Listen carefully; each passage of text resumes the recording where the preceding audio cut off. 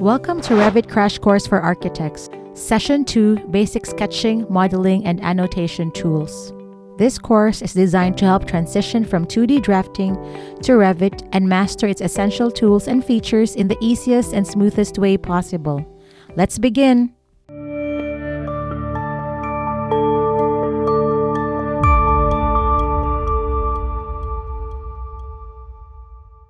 In this video, we'll learn how to use the general sketching tools in Revit, including detail lines and regions and revision clouds. We'll add some text and we'll learn how to use tags. We'll learn the concept of creating 3D masses. We'll work with the basic modify tools for when you create an element. And we'll work with basic dimensions and text. Our goal for today is to set up a program plan for a brand new day spa concept. So let's explore in our project browser how we would get this program started. So if you come over to your project browser here, you're going to see different sections again. So we have the first one at the top, 0 presentation plans. These have been set up so you have an area to use like drafting or sketching space. So let's go into our Pres 1 plan. If you're in the same file as before, you'll notice that we already have our walls and doors and windows that we had added. So I'm actually going to select all of these. So if I hover over them, you'll see that they turn blue. And if I press the Tab key, it will link anything that's a chain there. So I'm actually going to delete these. And it's giving me a warning here. The room is not a properly enclosed region. That's okay. It's not going to bother us right now in what we're doing. Now I'm drawing a box from the right over, and that's allowing me to select all of these items. And I'm just going to press delete. Again, we get a warning. This is okay. We can always reassign these rooms later. Okay, so we have a nice clean space now to work with. Remember, everything that we deleted was a modeled element. That means that it wasn't just deleted in this plan, it was deleted in all of the plans. So if I go back down here to my A100 floor plan and open up F1, all of those annotation items that were hovering over the modeled elements are still there, but the model is gone. So let's delete these annotation objects. I'm going to select a box from left to right on the screen, but watch carefully. When I draw the box, the element doesn't turn blue until the entire item has been selected. If I draw the box from right to left, it will select the element the minute that the box touches it. This can be really handy when you need to do deletions of full elements, but you have things that you want to remain. So remember, left to right is the whole element. Right to left is a piece of the element. So we're getting some more warnings here. The elevation view, the section, the floor plan, all of these will be deleted. That's okay. Remember, what it's telling you is that these items are going to be deleted. So you're deleting the detail, you're deleting this particular elevation, you're deleting this section, but you can always create new ones. Okay, so now we are back to a nice clean plan to start from. I'm going to close my floor plan, and that will take me back in the tabs to my presentation F1. Now I want to show you one of the handy things that's built into the template. If you come over to your project browser and you scroll all the way down, you'll see something in here after the elevations called Drafting Views Detail. If you open up the plus sign, there are 3 items at the top that should be very helpful. Right now we're just going to work with item 1. So I'm going to double click on this and you get this whole table. This is everything that's preset in the template for your use. So you can just copy and paste from this page and it will help you learn everything that's in the template. So let's go over this really quick.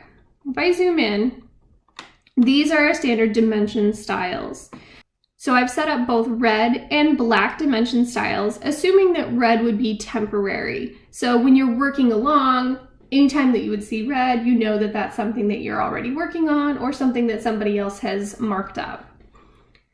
Our standard sizes are 5/64 for the text size. We'll get into that. You can change it, but we recommend that we leave this size after years of experience. When we set up sheets, you'll see that Revit has a standard text size that it wants to use, but at certain scales, it seems too large. So everything has been custom set up in this template to be at 5/64.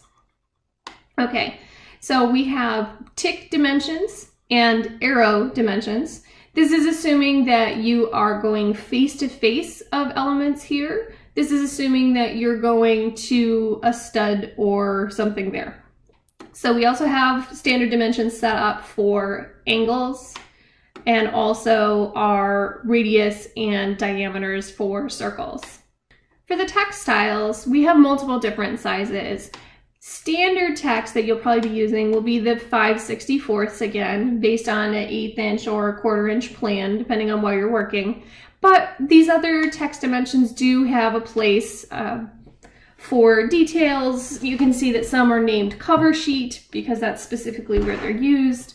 Again, you can modify these and create new as you're working if you find that you need to update something, but we recommend that you keep what text styles are already in the template. All right, here are our line styles. So if you've regularly worked in CAD, you're very familiar with the layering system. Line styles are similar to that, but you have to remember they're only detail lines. Nothing else lives on a layer in Revit. Everything is its own component. The standard Revit template that comes right out of the box comes with these line styles down here at the bottom. These cannot be deleted from the program. They're part of the code, so that you will always have them in your model. So let's scroll back up to the top here, and we'll go through each of these. So the way that they're arranged, 00 means that it will always land at the top of the list. That's because Revit orders things numerically or alphabetically always. So if I want something important to show up at the top, I will show it as a 00 in the name. You'll see this sketch line is magenta, it's bright pink. That's because it's intended to draw your attention. And it's used for exactly what it sounds like, sketching. You might need to offset something before you draw a 3D wall. So sketch lines can be really helpful for that in setting up preliminary ideas. Next, we get into the 01 series. 01 refers to the actual line weight. So you see these are very fine lines. Now you'll notice for line weight 2, there's only a single line here. That's because the line weight differences in Revit are very minor. So generally, when you are going up a line weight, you want to go up 2 of the standard line weight widths. So I only have one item in here for the solid black, and then I skip to 3. These are similar to the line weights provided in 1, with a few less options. For line weight 4, we only have solid black and gray, and then in line weight 5, we get into a number of different line weight types. For certain drawings, like finished plans and details, site and landscape plans, you're going to need some different varieties of line types. Line size 5 shows up the best in terms of boldness over modeled elements, so that's why there's a number of patterns in this line weight style. You need to remember though that Revit is meant to be 3D, not 2D. These elements are only for annotation purposes only, so you really shouldn't be drawing your floor plans with these lines. You want to rely on your 3D modeled walls, your 3D windows and doors, and only rely on these lines for specific annotation purposes. We get down to 6, there's only a single solid black line. 7, you can start seeing that these get really heavy, so there's fewer options here, but these might be needed if you've got a large element. For instance, the match lines. This is how we identify different plan areas on sheets. Then we get into 8, 9, 10. These are very large lines. And then you're back down to the standard Revit elements. So most of the time, when you're using these elements, you're probably going to live in the sketch line, the 01, 03, and 05 areas. It won't take you long to learn the standard line weights and the line types. And when you get into some areas of the template, you'll see how these line types have been applied for specific applications. Then we get into our color hatches. So to save time, standard colors have been set up all through the rainbow here, and you can use these in any way that you see fit. They're really useful for program diagrams. They can be used for identifying certain areas in retail shops. They can be used for identifying circulation paths. Anything that you want to stand out on the plan, that's what these are here for. Then we get into our material hatches. Hatches in Revit are very different than hatches in AutoCAD. AutoCAD relies on graphic files, and they're pretty easy to create new hatch patterns. Revit hatch patterns are very different. They're actually code-based files. So it's not easy to just take a standard AutoCAD hatch and turn it into a Revit hatch. And I'll show you an example of this. So this is from the Autodesk Knowledge Network, and its article called Demystifying the Revit Hatch Files. And this can tell you how you can create new ones. I'm just going to go through and say this is not an easy task. So whenever possible, you want to use the hatches that are in the template, and if you ever need anything, you can ask for it and I'll work on trying to develop it.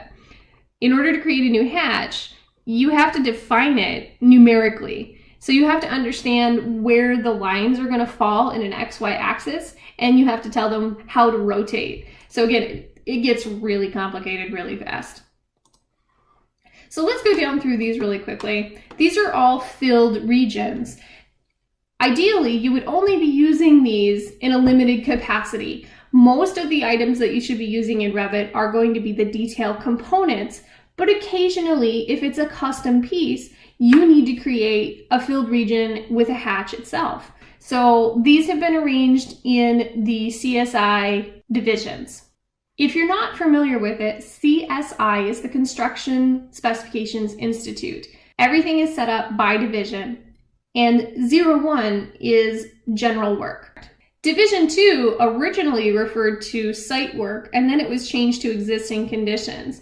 In our case, 02 stands for site work here again. So this is where you would find elements for structural porous fill or earth if you're doing a foundation detail, etc. Division 3 is concrete. That's pretty self-explanatory. Division 4 is masonry. So we have a standard hatch for brick and CMU. And you'll notice the stone masonry ones are in development. They're highlighted because they're too similar to some of the other elements. This one looks like concrete, so it needs to be changed, but it's been preloaded in here so that you can see it. 04 refers to the division, again, masonry. Stone masonry describes the type. 1 means that it's type 1. That's why we have 2 here, type 1, type 2. Black refers to the color of the hatch, and then T and O refer to transparent and opaque. What that means is if I take this hatch and I stretch it over this line, you can still see the line through the transparent hatch. But if I take the opaque hatch and I stretch it over the line and I bring it to the front, you can't see that line. If I bring the transparent one to the front, you can still see the line. That means that you can literally see through the hatch. This is really helpful sometimes when you're identifying existing building areas. For instance, you would put the NIC hatch over the top of an existing plan to indicate that we're not working in that area, but the contractor might need to see the plan below it. The opaque hatches are great because sometimes you want to cover up something else, particularly if you're drawing over a live 3D Revit section. Sometimes the way that Revit does a wall section, for instance, you don't want to see the Revit element below. You might want to create more detail and use an opaque element over the top of that. Okay, so let's keep going down here. 05 refers to metals in the CSI divisions. You'll see here that we have aluminum. There's linear metal. This would refer to like a exterior siding product or something like that. There's a metal grate also. Then we get into division 6, which is wood. Divisions 7 and 8 refer to thermal and moisture control and openings. You'll notice that I don't have anything listed here under 7. You're going to have some standard elements that will be in this, but most of those are 3D or prefabricated 2D components. For Division 8, because it's all based on openings, you're really never going to have a hatch for that. Division 9 gets into finished materials. So we have acoustical materials, and again, these ones are highlighted because they're under development. So these acoustical materials are usually referring to wall panels that are applied in a space, but they could also be a tackable surface that absorbs sound for acoustics. Then we get into this APC. This stands for acoustic panel ceiling. So we have a solid hatch, a 2-foot by 2-foot hatch, a 2-foot by 4-foot hatch. The hatch patterns are a little bit small, so I'm actually going to copy these, and I'm going to come over here to the side, and I'm going to paste them, and I'm going to stretch them up so that you can see what these actually refer to. And there you go, that's a 2 by 2 ceiling grid, and this one is a 2 by 4 ceiling grid. Now these are different than the 3D ceilings that we put in our model in our last video. There are very few limited situations where you should use this hatch. Okay, I want you to use the 3D ceilings as much as possible when you're doing your reflected ceiling plans, because those are smart ceilings. They're set at a certain height, they'll show up when you cut a section through the building, but when you look at those ceilings, they actually refer to these hatched patterns. So that's why you have to have the pattern in the file, but I don't want you using these annotated ceiling patterns in place of your 3D ceilings. Okay, so let's come back over to our Division 9. We're getting into roll carpet and tile carpet. We have gypsum board, we have tack board, and then we have some tile. You'll notice that not all the tile ones are finished. That's because they're still under development as well. Okay, now that we've taken a look at our standard dimensions, text, and line styles, let's get into some preset programming elements. So I'm going to come back over here to my drafting views, and I'm going to go down to programming component library. These are space blocks that have been set up in the template for your use. And you'll see that each of these has a size to them, but they're smart. They've been tagged so that if you push or pull or stretch these, you'll see that the square footage automatically changes. Now you'll notice that all of our color hatches are also over here to the side. That's because it's really simple to change one of these from one color to another color. So let's say I wanted this 6x7 to be blue instead of the orange that it is right now. All I need to do is come over and select my blue here. I want it to be 00 color 05 blue 1.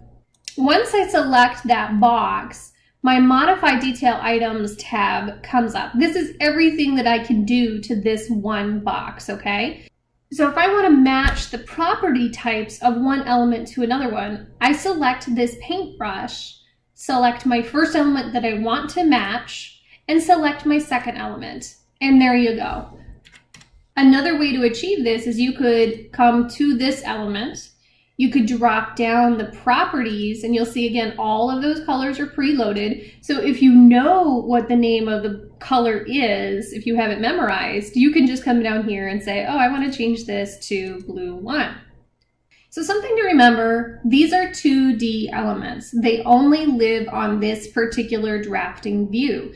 Anything that I do to change these will only live in this view. Same thing is true for our programming plan. All right, so let's copy one of these. I'm going to click on it, and then I'm going to go do Control-C for copy.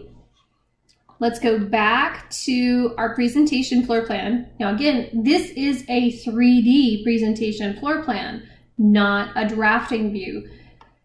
But when I put an annotated element on top of a 3D view, it only lives in this view. So if I have other views like the floor plan view, the program bubble won't show up.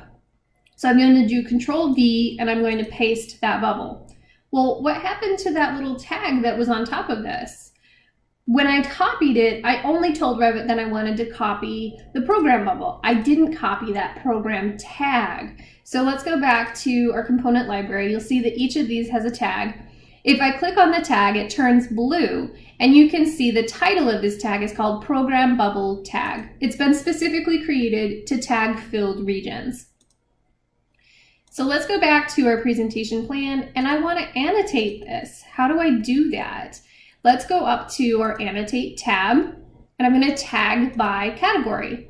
Now Revit automatically knows that this is a filled region, so it's going to default to whatever tag I have preset for filled regions. So if I click on the element, the tag sticks. This is a fully modifiable tag, so you can change this, and let's call this vestibule. Okay. Again, I'm going to push and pull this element. The tag constantly stays centered, which is really handy, but it also automatically updates that square footage. That's because under the properties of this element, you can see that it has an area. Now, Revit is rounding up, and that's fine. So the actual area is 104.92 square feet, but the tag automatically rounds up to full numbers. So we know that our vestibule is 105 square feet right now, but I don't have a good feel for what the dimensions are of this program bubble. So I'm going to go up to the Annotate tab and select Aligned. If I drop down the properties here, these are all of the dimensions that we saw listed under here are standard dimension types. So I'm going to select arrow inches, just so I can see what this is. Okay, so right now it's reporting in all inches. That's not very useful for me, right? But I'm going to drop this down again, and I can say arrow transparent.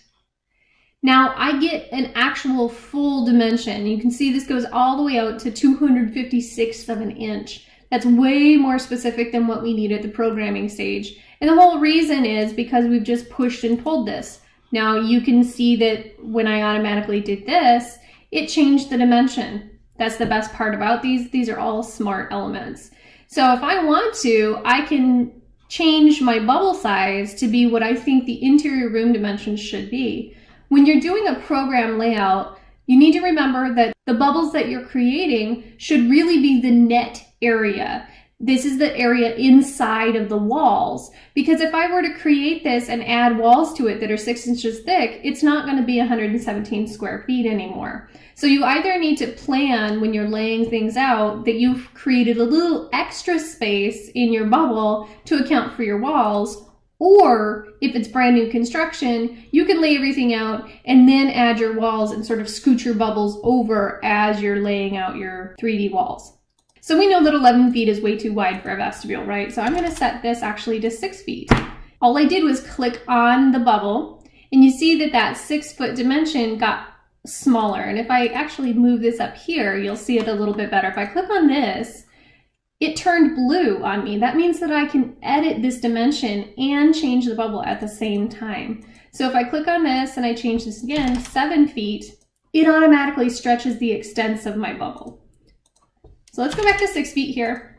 I'm going to show you another way to achieve this as well. So let's say I wanted to go in and I click on my bubble and all of these modify element details come up, okay? If I click on my edit boundary, that means that I get into this particular bubble, okay? You see that everything else sort of went to a grayed out version. That means that I'm in the middle of a command that I need to finish that command before I can exit. So in this case, if I select the line, I get these temporary dimensions that float. And let's do this one. So this is a really awkward dimension, 10 foot something or other. Let's change this strictly to 10 feet. Okay, you can see it's showing me the outline of my bubble. This was my original line, and this is the revision to that line. I haven't completed this command yet though. This is still a green bar up here, and you can see these big X and check mark elements. That means that I'm still in that command. So I'm going to click my check mark, and that means that I've made that change, okay? So now if I go back to my Annotate tab, Aligned, and I do a dimension on this side, See, it remembered my 120 inches that I selected last time. Well, I don't really want that to be my standard, so let's go in, aligned, drop this down. I want my arrow transparent to be my standard. And now, the next time that I do that, Revit remembered that that's what I wanted it to be. Okay, so now looking at my tag, you'll see that my vestibule is 6 by 10, but my tag is only reading 59 square feet. That's because it recognizes these fillet edges here, this rounded space. So when you're laying things out, if you wanted this to say 60 square feet and still have this read 6 by 10, there's a way to do that with override dimensions. So let's get into that next. So what I'm going to do is I'm going to select my bubble and I'm going to drag it over till it reads 60 square feet. You can see that this rounded up to 6'1". Well, I really want it to read 6 foot. The way I do that is I can click on this dimension and then double click in the box. That brings up the dimension text dialog. So you can see here the dimension value, use actual value, 6 foot 1 inch. I can replace that with some text, but here's a really interesting thing. If I try typing in 6 foot 0 inches, it's gonna give me an error. Revit recognizes that you really shouldn't be relying on override dimensions. It's saying that, well, you really can't do this. You need to use a different type of dimension. I've set my dimensions now so that my vestibule has a strange dimension. It's 6'4" and 15/16. Well, in programming stages, I don't really want it to read into that level of detail. So I'm going to show you how to set up a dimension type that overrides the tolerances for this vestibule dimension. The way I'm going to do that is I'm going to first select this element. Okay, so I see my 5/64 arrow T. I'm going to edit this type. Now, when you do this, you are going in and you're changing this standard dimension type in the template. Anytime you do this, you want to duplicate and create something new, okay?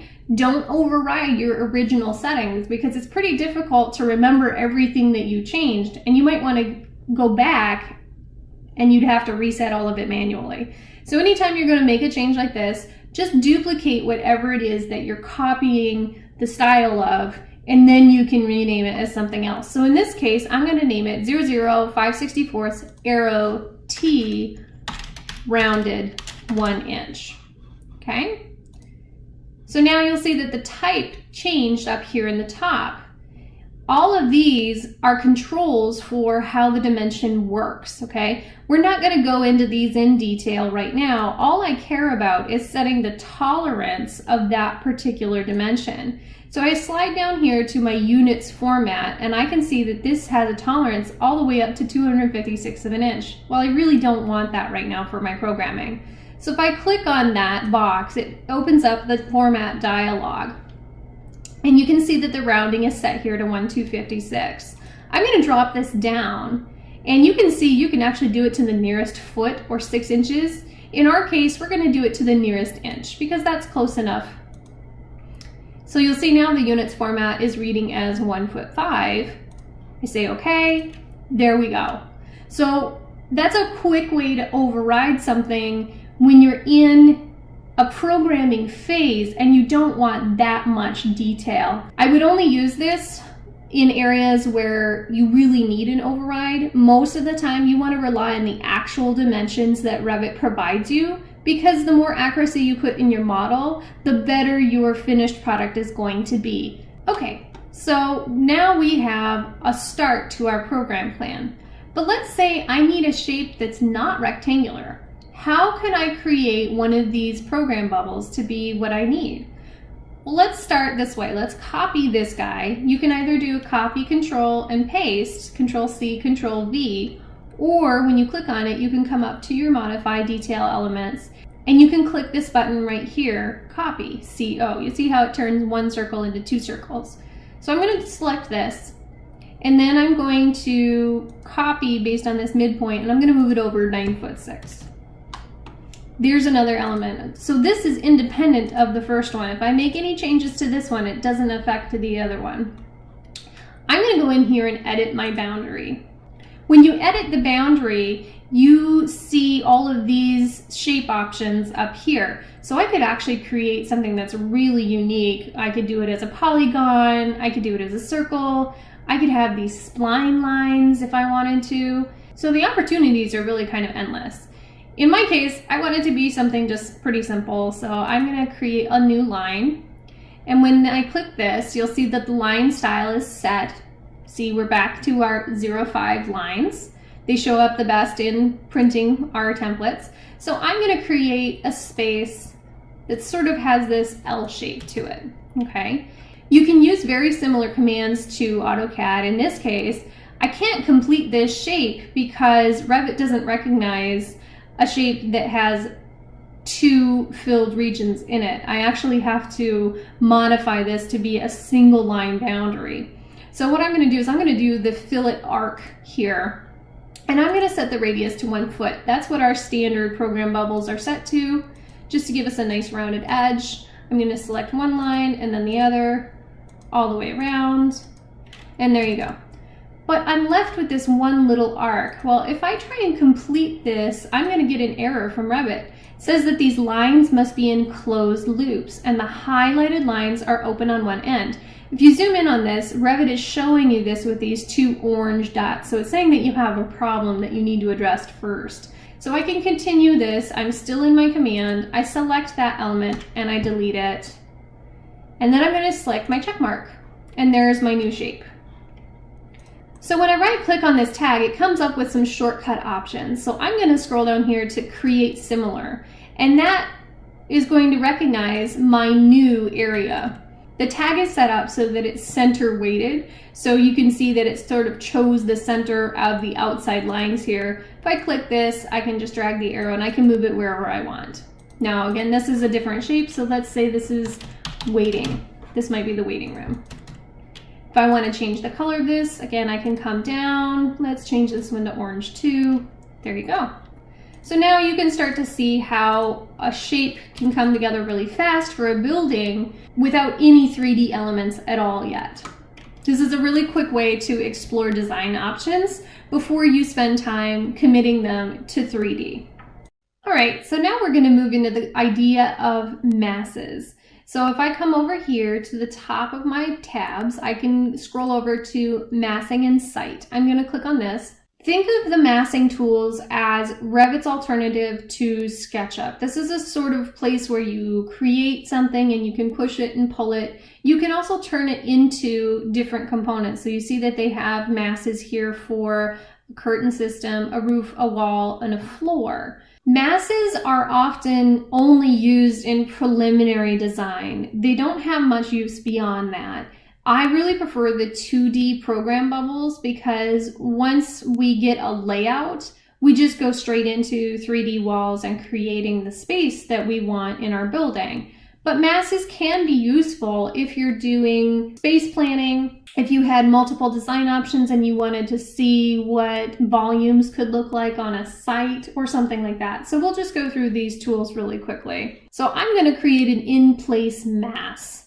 And what this is, you'll see Revit has enabled the show mass mode. So the newly created mass will be visible.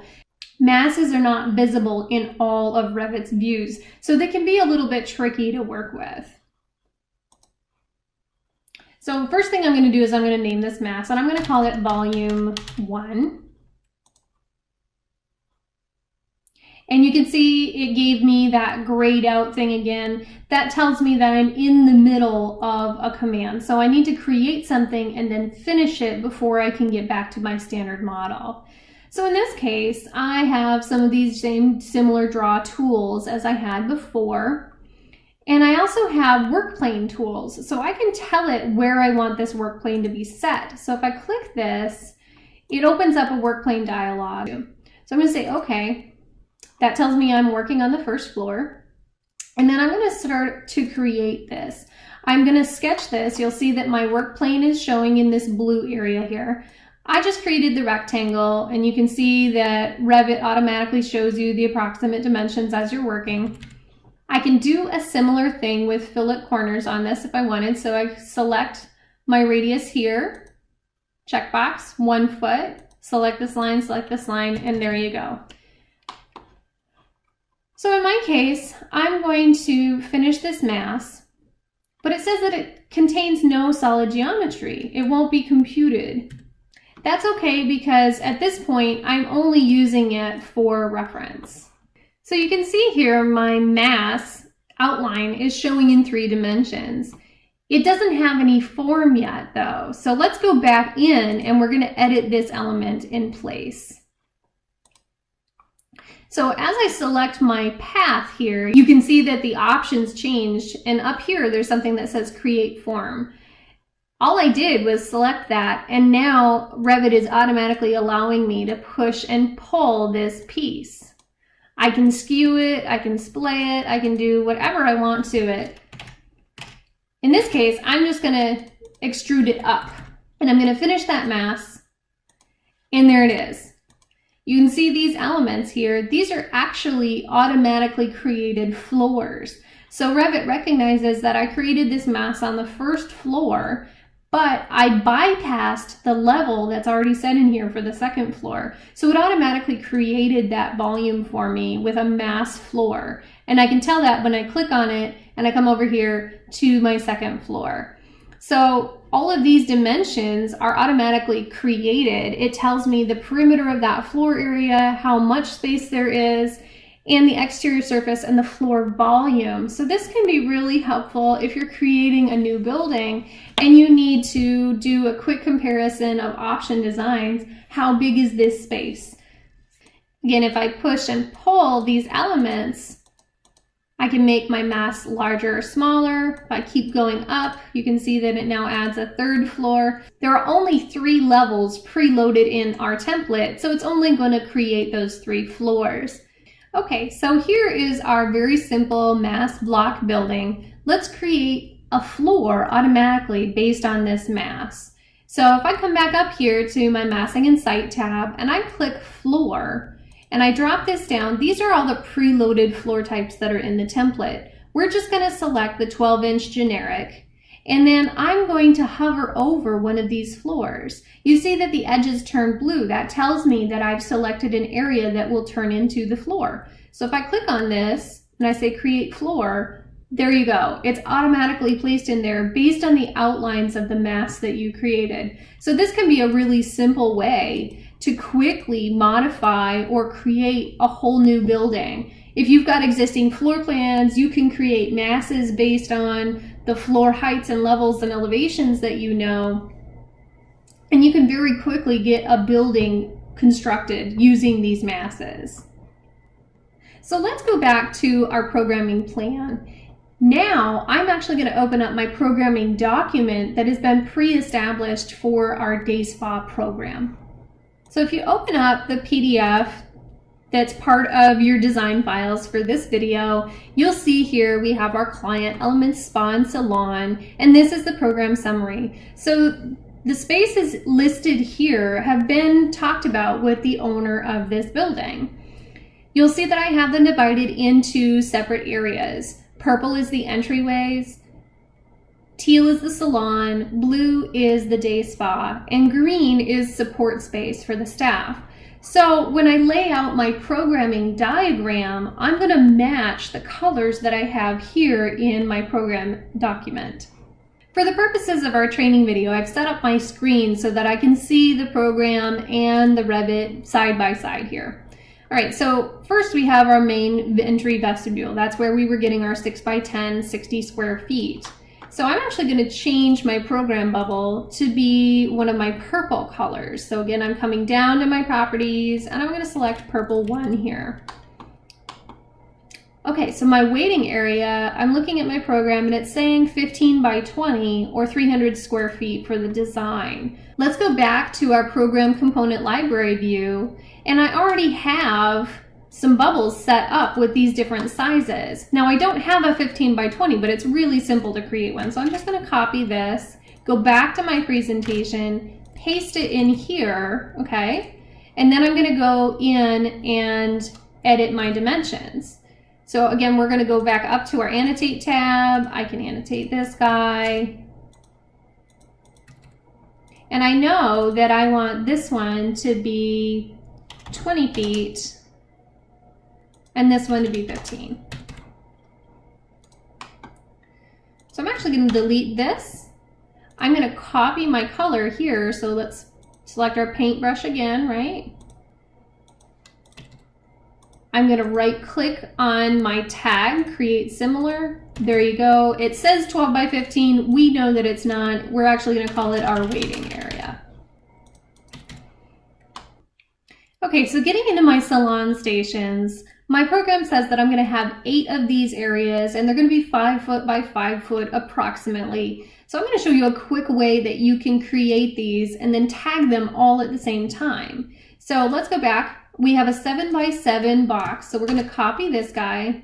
We're going to paste him in here and then we're going to modify him. So there's our 5 by 5 space. Okay. I'm going to create multiple copies of this. So I'm going to select copy. And then under here, you can see that these are a little bit cut off, but this one stands for multiple. And I'm also going to constrain this, which means when I copy it, it can only go in the X or Y direction. So I'm going to select this area of my midpoint, and I'm going to do 1, 2, 3, 4, 5, 6, 7, 8. So actually now I have 9. I'm going to delete that one. And I want to tag all of these at the same time. So if I come up here to my Annotate tab, tag by category, I can do that simply by clicking on them. So one thing you'll notice is that these are still blue. They're actually not teal like our salon stations. I did that on purpose because I want to show you how to create new colored regions. So let's click on this guy, and we're going to edit this type and we're going to duplicate it. That way we don't override the original. And in this case, I don't have any teal colors that are preloaded into the template right now. So I'm going to change this and we're going to call this teal 1. Okay, so now we've created this new type.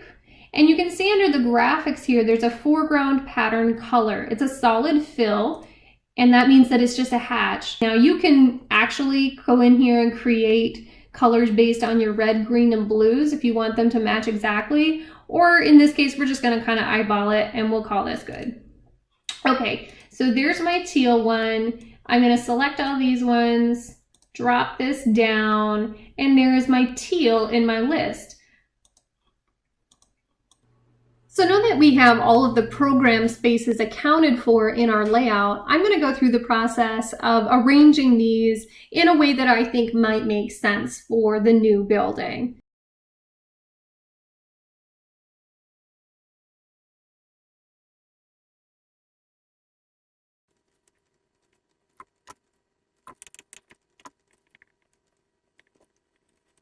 And through the magic of video, we have a layout completed.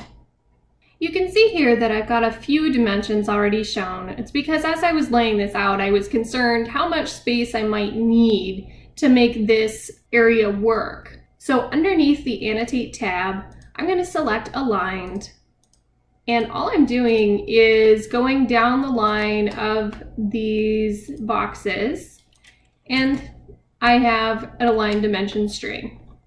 Now you can see that not all of these are perfect. They've been stretched and pushed and pulled a little bit. So we have some weird dimensions here. So I'm gonna click on my string, drop down, and I'm gonna go to our rounded 1 inch. I'm gonna do the same thing on this side. And I'm actually going to pull this all the way down to the face. And you can see that even though the chain has been completed, I'm still in the middle of it because when my mouse moves, there is a line here. That means I can continue adding to the dimension string. So I'm actually going to come back and select either side of this vestibule as well. So you can see my running line there. And then I click to complete it. Again, I have some odd dimensions here, so I'm going to click on this, drop it down, change it to the rounded 1 inch. So let's take a look at a few more of the annotate and modify tools. We're almost done with our session here. Under annotate, I'm going to go into my detail lines. Revit is going to remember the last style of line that you used. Sketch line in this case is fine. You can see there's multiple options here for how we're going to do this line. I'm going to pick lines this time. That's this arrow with a green line here. So if I select this and I hover over, you can see that it actually selects whatever line I'm nearest to. So I'm going to select those items. And it's a little bit faint, but you can see that it's pink here. That's my sketch line outline. And we're going to do this all the way around. You can see it's not automatically connecting these items, however. We're going to work on that in just a minute. Once I have all of the lines identified, I'm now going to use the modify tools here, and I'm going to trim them together. So this corner piece will extend all of these lines together. When I get to this front line here, I only have one line, and if I trim it, I'm going to have an issue on this side. I won't have a line anymore to connect to. So I'm actually going to come up here and I'm going to split this line into two, and it looks like a little razor blade. And what it's doing is it's literally taking one line and turning it into two. So now when I trim, it leaves the other segment over here. All right, so now we have all of our lines connected. I'm actually going to hover over one of them and I'm going to press Tab.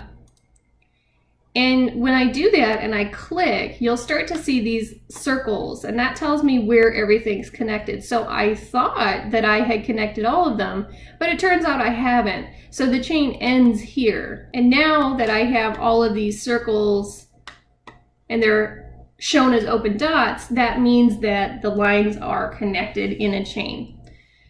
What I want to do now is use the offset tool, because I know that these are net square footages. They're not gross square footages. They're not showing the outline of my exterior wall, for instance.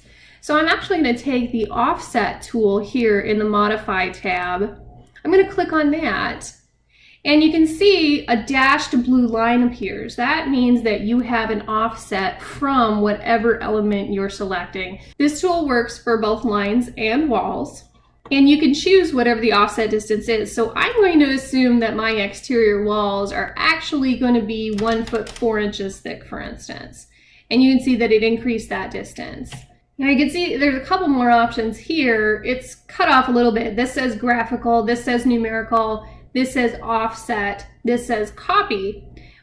If I don't want a copy of the lines, I can uncheck this and it will actually offset that line itself, and it will still connect to the lines it was with before. So I'm going to actually offset the entire chain. Okay, so now when I select my entire outline, you can see that I have what looks like an exterior wall line. In my areas, I actually have a large filled region set behind all of these smaller program bubbles. And the reason is I wanted to keep track of how much gross square footage I was having overall. So you can see over here, if I collect on that area, I have about 4,066 square feet. But we want to see what the area is going to be like with our gross exterior wall area too. So I'm actually going to just grab these handles and push and pull until I meet that outer edge. Now you can see here, the vestibule was not included in this original area. So if I want to modify that border, I actually have to go in and edit my boundary up here. So I have my green tab because I'm still within my filled region, and I'm going to edit that boundary. So here's the line. Again, it's a single line here. If I want to connect something into it, I really need to split this line so that I can trim. And then I can still use my pick lines and select the pink reference on the outside. And then I can trim those. Once I'm done, I click the check mark, and now my area has been modified. So that tells me that I may want to reconsider whatever my exterior wall thickness is. If our goal is to stay around 4,000 square feet to keep the cost down on this project, I either need to choose a smaller exterior wall system, or I need to sacrifice some of my interior program space to account for that exterior wall. This is just a quick way of assessing how much area you might need for a project. So let's say that I talked with the owner and she's pleased with this layout, but she wants me to swap the way that the salon and the spa are. Rather than completely redo this entire layout, the simplest thing I can do is actually mirror the entire floor plan, and that's another modify tool. So let's select everything. You can do your box from right to left or left to right in this case. As long as you select the entire area, it will work. And let's come up here to the mirror. You can see that you can draw an axis line and then it will mirror this plan however you want.